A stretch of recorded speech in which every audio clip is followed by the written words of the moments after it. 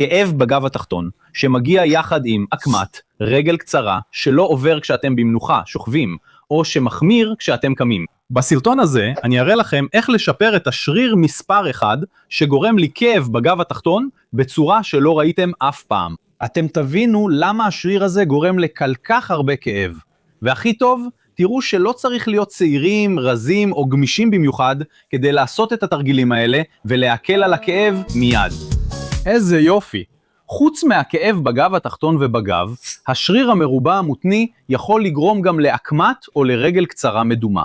והשריר הזה גורם לכך הרבה בעיות, כי הוא סובל גם מהמתחים שמגיעים מקדמת עמוד השדרה, מהמתח של השרירים, וגם מהמתחים שמגיעים מאחורי עמוד השדרה, מהפשייה. כלומר, לא משנה איפה הבעיה נמצאת, השריר הזה יכול להיות בעומס יתר. ואנחנו נתחיל בהפחתת המתח בשרירים, המתחים שבקדמת עמוד השדרה. התרגיל הזה שנעשה הוא סוג של עיסוי במקום שהיד לא מגיעה אליו. אנחנו נזיז את החלק הזה, שהוא המפגש של 3 שרירים חשובים, של השרפת, של הפסואס ושל השריר המרובע המותנה עצמו. אתם תצטרכו כרית יותר קשיחה, יותר קשה, או סמיכה עבה מקופלת. אתם תשכבו על הסמיכה הזאת, על הכרית הזאת, ותתמכו מהאמצע של החזה עד לגובה הטבור. חובה שכשאתם שוכבים, שלא תוכלו להזיז לא את עצם החזה ולא את אזור הקיבה. נתחיל? אתם תשכבו לאט, תוך שימת לב למיקום של הכרית. שכבו בצורה רגועה.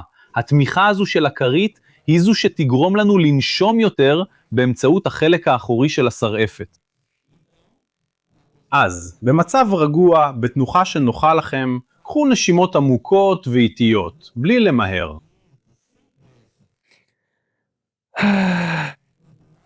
ככל שתצליחו לנשום עמוק יותר, ככל שתצליחו להביא את האוויר למטה, אל הבטן, אל האגן, מתחת לטבור, כך טוב יותר. אתם תישארו כאן, תירגעו ותנשמו, לאט, מנסים להביא את האוויר למטה, בין דקה ל3 דקות. לאחר מכן תקומו לאט ותרגישו רגיעה, הקלה מדהימה בעמוד השדרה. פנומנלי. המעטפת הזו שמכסה את השריר המרובע המותני היא חלק מהפשייה של הגב.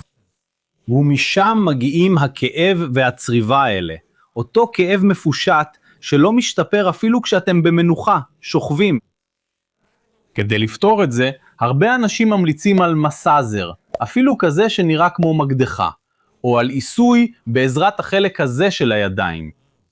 אבל כאן יש 2 בעיות. הבעיה הראשונה היא שאם הפשייה הזאת מאוד רגישה, עיסוי ישיר וחזק יותר עלול להחמיר את הכאב שאתם מרגישים. הבעיה השנייה היא שהרבה אנשים לא מצליחים להגיע ולעשות את האזור הזה לאורך זמן. למה? כי זה דורש כוח וכואב בכתף. אבל יש דרך קלה, הרבה יותר פשוטה ובטוחה לשחרר את הפשייה הזאת. אתם תשתמשו בכדור גומי, אחד מהכדורים האלה של פיזיותרפיה שאתם מוצאים בבית מרקחת או בחנות לציוד פיזיותרפיה, או אם אין לכם, אתם תשתמשו בכדור מנייר.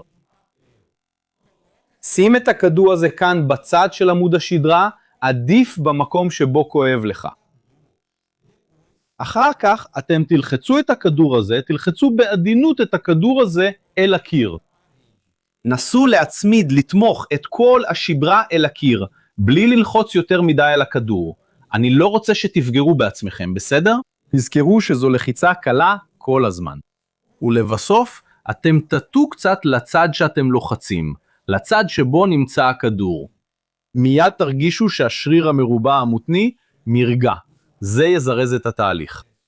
הישארו כאן ותנשמו בצורה איטית ונעימה במשך 1 עד 1.5 דקות. אחר כך פשוט תחזרו ותעשו את אותו הדבר בצד השני. יצא לכם פריצת דיסק בבדיקה שלכם? אני מסביר הכל בפירוט, איך לדעת אם הכאב הזה מגיע מפריצת דיסק אמיתית, מעצב סיאטי מודלק, או אם זה כאב שרירי. בסרטון הזה כאן, פשוט תלחצו כאן על המסך כדי לצפות. ואם הצלחתי לעזור לכם היום, תגידו לי תודה על ידי שיתוף הסרטון הזה עם מישהו שאתם יודעים שסובל מכאבים בגב התחתון, או שיש לו בעיות בעמוד השדרה.